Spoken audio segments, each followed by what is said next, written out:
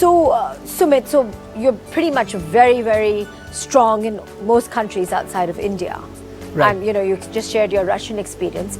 Where else is Madhu Jayanti popular? So Madhu Jayanti as a manufacturer for teas is very popular in Europe.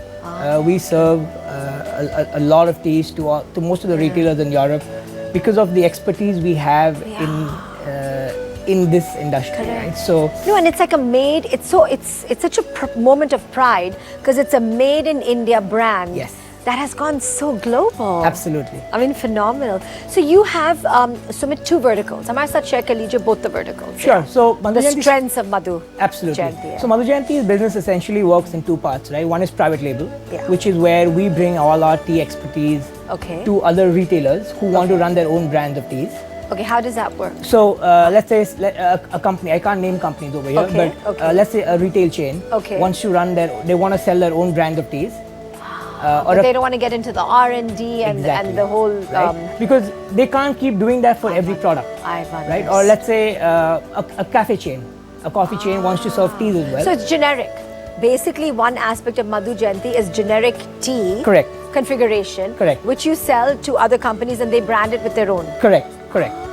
And interesting. but we do the full end-to-end packing, right? So we Back to front, yeah. From the beginning to the end, front and back. Absolutely. Okay. But we actually take that, one of the reasons we are so successful, we take that a level forward, right? Yeah, what we try to do is we become partners with them. Okay. And we bring in our R&D, our knowledge into their operations. So if you're serving certain varieties of teas, we know where the market is moving after 2 years or 3 years. So we start gearing them up to be able to serve those varieties, those variants that their competitors are probably not serving. And that's how they are at the edge of the you're one curve. step ahead of what in anticipating what the consumer wants. Exactly. Right. So if you look at India, right, green tea has been catching on a lot, right? It's growing at about 60% year on year. Really? Absolutely, it's growing at about 60%. Stiff, That's a lot. That's a lot. Yeah. And so we've been talking with our customers 3 years ago, saying, okay, we're going to get you started on green tea. Okay. You are not seeing this trend, but we are seeing it, and we are seeing it happen, right? And then let's move forward. And now most of our customers are doing green tea and are very happy. And now we're talking to them, what do they need to do 2 years from now? So that's where we bring our value addition. More, apart from the quality and the consistency of production. And the revenue stream is solid there. It's a good revenue stream. Okay. Because at the end of the day, we take a lot of headache out from the retailer, right? Yeah. So they don't need to now start thinking so many things. Correct. They can trust someone to do it for them. Yeah. And that's essentially the model of that we've employed for them. Yeah. Well, it's been phenomenally successful. So far, yes. The other, touch wood. The other vertical. So the other vertical is we went back and said about in the 90s, right? Okay. We went back and thought, look, we are actually serving so many consumers our teas. Okay. So our product is solid. It's just that we are not branding it with our name, right? So why don't we start that twist it and process? do that? And that's exactly how Russia started off. We said in Russia, we're going to run our own brands. Okay. The Madhu Jayanti Right. label. So in Russia, we actually now run 4 brands. Okay. Our most, the most famous brand for us over there is a brand called Golden Victoria. And what's the specialty of it? So Golden Victoria is actually 100% Indian tea. Oh, So we've tried to push Indian tea interesting. over there. Yes, okay. Something we saw in Russia was a lot of the Sri Lankan teas, a lot of the Kenyan teas was popular. And we said, well, why don't we try pushing Indian tea? And it's worked very well. Interesting. And what is the distinctive aroma to it or the flavor? So what happens with, so it's difficult to describe it, but the Indian tea is a little more stronger and the cup is a little more brighter than the Sri Lankans. Okay. We'll have to go into a tasting session for you to be able to see that. Oh, we'd love to do that one. Okay, interesting. That'll be great, actually. It's a very interesting process.